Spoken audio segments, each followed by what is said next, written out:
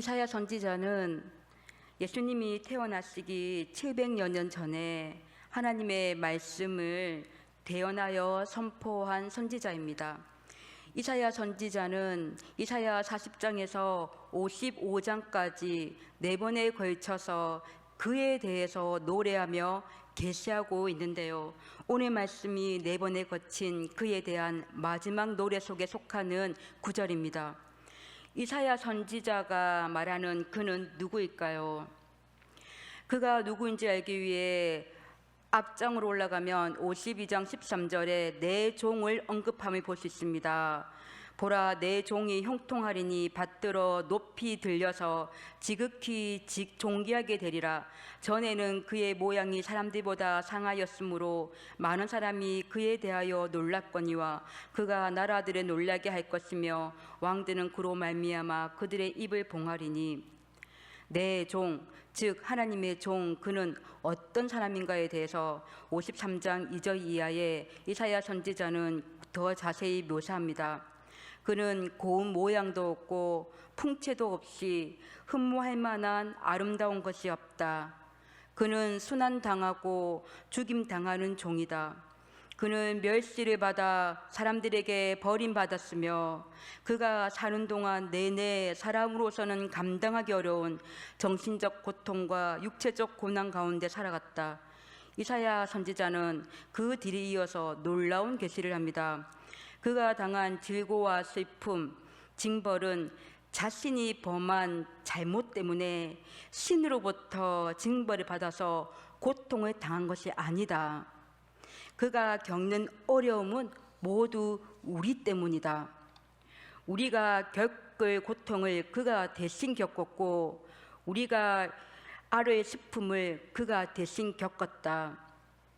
그는 누군가에게 칼에 찔리고 깊은 상처를 입었는데 그가 그런 일을 당한 것은 그의 잘못함 때문이 아니고 우리들의 잘못 때문이다. 우리가 저지른 일 때문에 그가 우리를 대신해서 그런 고통을 당한 것이다.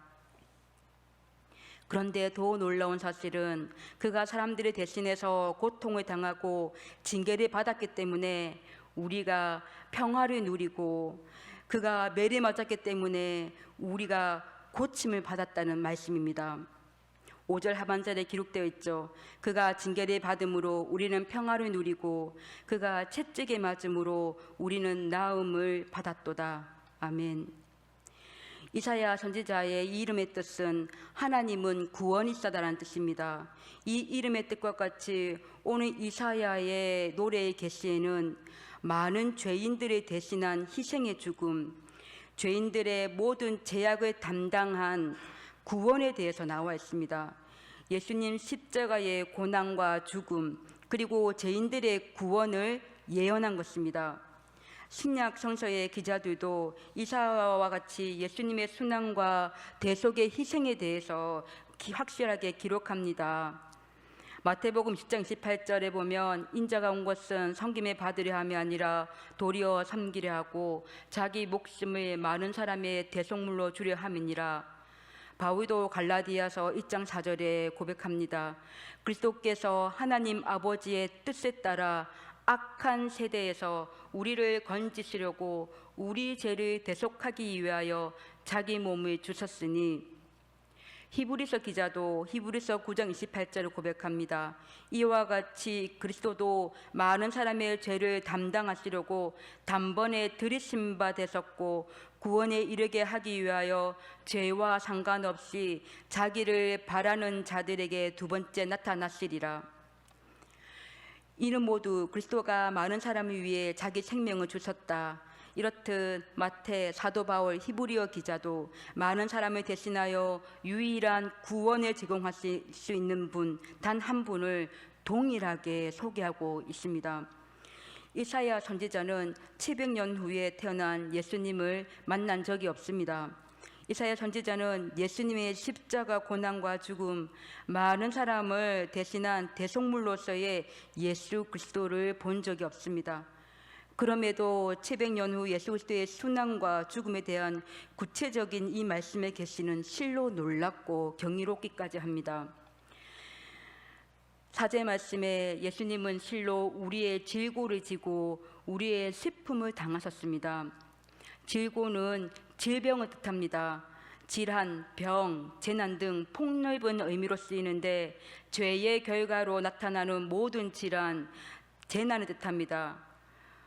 예수께서 우리의 질고를 지다, 이 지다라는 의미는 들어올리고 집어들어서 얹다라는 의미입니다. 즉 죄의 결과로 우리가 받아야 할 모든 병과 질환, 재난을 그가 집어들어서 그 자신 위에 얹으셨다는 의미입니다. 우리의 슬픔을 당하셨다고 기록되어 있습니다. 슬픔은 좀 더 주관적이고 내적인 영향을 언급하는 단어입니다. 죄로부터 흘러나오는 인생의 고통과 참상, 비참하고 끔찍한 상태나 상황들과 그 문제들입니다. 예수님께서는 죄로부터 흘러나오는 우리 인생의 고통과 참상을 들어 올려서 당신 위에 얹으신 것입니다. 죄로 인한 병과 질환, 재난, 고통과 참상 모든 것에 들어 올려 당신의 위에 죄의 완전한 무게로 얹으신 것입니다. 하나님의 아들 예수 그리스도는 아버지의 뜻에 따라 그것을 자신 위에 얹으셨습니다. 그 십자가 죄값으로 온전한 형벌을 치르시고 그렇게 우리의 죄를 가져가신 것입니다. 레위기 16장 7절에서 10절에 보면 하나님은 이스라엘 백성들에게 1년에 한 번 대제사장이 이스라엘 온 백성들의 죄를 대속하는 대속죄 제사를 드리라고 명하셨습니다. 그때 수양 한 마리는 번제물로 불로 태워서 하나님께 드리고요, 수염소 2마리는 속죄물로 드립니다. 2마리 수염소를 제비리 뽑아서 한 마리는 피를 뿌리는 그 의식을 통해서 이스라엘 백성들의 죄와 허물을 깨끗이 하는 희생 제물로 드리고, 또 한 마리는 제사장이 사람들의 모든 죄악을 그 속죄 염소 위에 정가를 하고 그 염소를 제사장이 안수하여 산채로 다시 돌아오지 않도록 광야로 보냅니다. 예수님께서는 희생 제물이실 뿐만 아니라 죄악을 모두 가져가시는 속죄 염소이기도 하셨습니다. 우리의 죄를 대신하여 희생 제물로 드리시고 완전한 짐을 또한 당신 위에 옮기신 것입니다. 우리의 죄를 가져가시고 십자가 보혈의 완전한 값을 치르심으로 우리의 죄로 인한 비참한 모든 질병과 아픔, 고통을 가져가신 것입니다. 이사야 53장 5절에 그가 찔림은 우리의 허물로 인하며 그가 상함은 우리의 죄악 때문이로다. 예수님의 본 적도 없고 십자가의 형벌을 알지도 못한 이사야의 이 예언 구절은 실제 예수님이 당하신 십자가의 고난을 생생하게 예언한 부분입니다. 또한 인간의 죄악성을 심각하게 보여주는 부분이기도 합니다. 찔리다, 상하다라는 동사가 나오는데 이는 강력한 의미의 동사입니다. 예수님의 찔리심은 우리의 허물을 인함입니다. 찔리다는 채찍에 맞다, 구멍을 뚫는 것을 의미합니다. 예수님께서는 로마 군인들로부터 채찍에 맞았었습니다. 채찍은 여러 갈래로 나뉘어 휘둘릴 때마다 휙휙 소리와 함께 쇠 조각들이 예수님의 몸을 파고 들어가 잡아당길 때 살점이 뚝뚝 떨어져 나가고 붉은 피가 솟구쳐 나왔습니다. 그렇게 예수님을 찢고 또 찢었습니다. 가시면류관으로 머리에 찔림을 당하셨고 대못으로 손과 발에 못 박힘을 당하셨고 창으로 옆구리를 찔리셨습니다. 예수님의 상함은 우리의 죄악 때문입니다. 상하다라는 동사는 짓밟혀서 뼈가 완전히 으스러지는 치명적인 상태, 죽을 때까지 짓밟히는 그 상태를 말합니다. 예수님께서는 신문 과정에서 얼굴에 침을 당하셨고 주먹과 손바닥으로 맞으셨습니다. 또한 갈대 막대기로 머리를 맞으셨습니다. 이렇게 이사야 선지자가 사용한 단어 하나하나가 예수님께 구체적으로 일어난 것입니다. 이사야 53장의 하나님의 고난의 종에 대한 이 예언은 우리들에게 분명히 말합니다. 이 고난의 종은 다른 누구도 아닌 예수님을 가리키고 있습니다. 사도행전 4장 12절에 다른 이로서는 구원을 받을 수 없나니 천하 사람 중에 구원을 받을 만한 다른 이름을 우리에게 주신 일이 없음이라 하였더라. 아멘. 요한복음 14장 5절에 예수님께서 말씀하셨습니다. 내가 곧 길이요 진리요 생명이니 나로 말미암지 않고는 아버지께로 올 자가 없느니라. 아멘. 이사야 선지자는 분명히 말합니다. 예수님이 징계를 받음으로 우리가 평화를 누리고 그가 채찍에 맞음으로 우리가 나음을 받았도다. 우리가 평화를 누리고 이 평화는 살롬을 뜻합니다. 어느 것 하나 부족함 없는 완벽한 행복의 상태, 무엇보다도 하나님과의 관계 회복을 뜻합니다. 예수님의 대속의 은혜로 우리는 평안을 누립니다. 하나님 안에서의 평안을 누립니다. 아멘. 시편 23편은 2절 말씀입니다. 그가 나를 푸른 풀밭에 누이시며 심하나 물가로 인도하시는도다. 우리를 지키시고 포기하지 않으신 하나님께서는 독생자 아들 예수 그리스도의 십자가와 그 고난의 죽음을 통해서 우리를 죄에서 구원하시며 우리를 푸른 풀밭에 누이시며 쉴만한 물가로 인도하시는 구원의 하나님이십니다. 우리는 다 양과 같습니다. 다 양과 같습니다. 한 사람도 예의는 없다는 뜻입니다. 양은 고개를 숙이고 풀을 뜯어먹을 때 바로 앞에 있는 풀에만 신경을 쓸 뿐 어디를 향하고 있는지 몰라서 길을 잃는 경우가 많습니다. 또한 양은 다른 양들이 놀라 허겁지겁 뛰어 달아날 때 무슨 이유인지도 모르면서 덩달아 달아나는 속성을 가지고 있습니다. 이는 바로 앞에 탐욕에만 급급하여 범죄하기를 쉬지 않는 우리의 죄성과 자신이 가는 길이 멸망의 길인지도 모르고 다수의 사람들이 우르르 가니까 덩달아 따라가서 진리를 벗어나 방황하는 인간의 어리석음을 양에 비유하고 있는 것입니다. 하나님께서는 양과 같은 우리를 이처럼 사랑하사 우리 모두의 죄악을 예수님께 담당시키신 것입니다.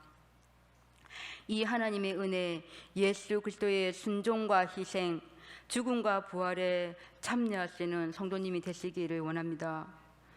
먼저는 죄인임을 고백하고 인정하시기를 원합니다. 예수님의 찔리심은 나의 허물 때문입니다. 예수님의 상하심은 나의 죄악 때문입니다. 스스로의 죄를 정직하게 고백하고 나의 죄를 대속하여 십자가의 형벌에 달게 받으신 예수 그리스도를 믿는 믿음 안에서 살아갈 때 이사야가 말한 구원의 진리 속에 완전한 평강을 누리게 될 것입니다. 그리고 주님의 그 사랑과 희생의 비주로 주님 말씀하신 바 십자가의 전달자가 되어서 내어주고 섬기고 희생하고 그럼에도 불구하고 감사하고 완전한 평강 속에 거하시기를 축복합니다. 마지막으로 송명희 시인의 너의 승잔이라는 시를 함께 나누고 싶습니다. 의사의 부주의로 뇌성마비로 태어난 송명희 시인은 몸뿐 아니라 그의 마음과 정신, 영혼까지 완전히 망가지고 깨어진 질그릇이었습니다. 그런 그녀가 하나님을 만난 후에 보배를 담는 고귀한 질그릇이 되어 많은 시와 간증 집회로 많은 영혼들을 하나님께로 인도하는 귀한 쓰임을 받게 되었죠. 주찬양 2집에도 나와 있는 찬양인데 송명희 시인이 쓴 이 너의 승잔이라는 이 시를 통해서 하나님 아버지의 뜻에 따라 악한 세대에서 우리를 건지시려고 우리 죄를 대속하기 위하여 자기 몸을 온전히 내어주신 예수님의 사랑, 은혜, 희생을 기억하고요. 예수님의 십자가 사랑, 은혜, 희생을 외면하지도 거절하지도 말고 그 은혜 안에 평안과 생명을 누리는 축복 속에 거하시기를 원합니다. 너의 순잔을 내가 마시었고 나는 너에게 단잔을 주었노라. 너는 나에게로 오라. 너의 순잔을 받아든 나의 사랑을 거절하지 말고 너에게 주는 단잔을 받아 마시라. 너의 근심을 내가 당하였고 나는 너에게 평안을 끼치노라. 너는 나에게로 오라. 너의 근심을 가져간 나의 은혜를 뿌리치지 말고 너에게 끼친 나의 평안을 받아 누리라. 너의 죽음을 내가 맛보았고 나는 너에게 생명을 베푸노라.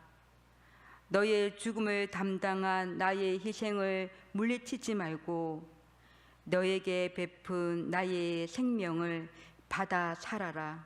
아멘. 기도하겠습니다. 우리가 아직 죄인 되었을 때에 그리스도께서 우리를 위하여 죽으심으로 하나님께서 우리에 대한 자기의 사랑을 확증하셨느니라. 아멘. 자신의 목숨을 대속물로 주기 위해 이 세상에 오신 우리 주님, 양과 같은 우리들을 위해 십자가를 지신 주님, 구속의 은혜 가운데 평안을 맛보게 하심 감사합니다. 하나님께서 인도하시는 푸른 풀밭과 새만한 뭇가에서 하나님과 늘 동행하는 삶을 살게 하소서. 하나님의 사랑을 회복하고 그 사랑에 늘 빚진 자로 주님 바라보는 것, 주님 생각하는 것에 우리의 마음과 뜻이 거하게 하소서. 예수님의 이름으로 기도합니다. 아멘.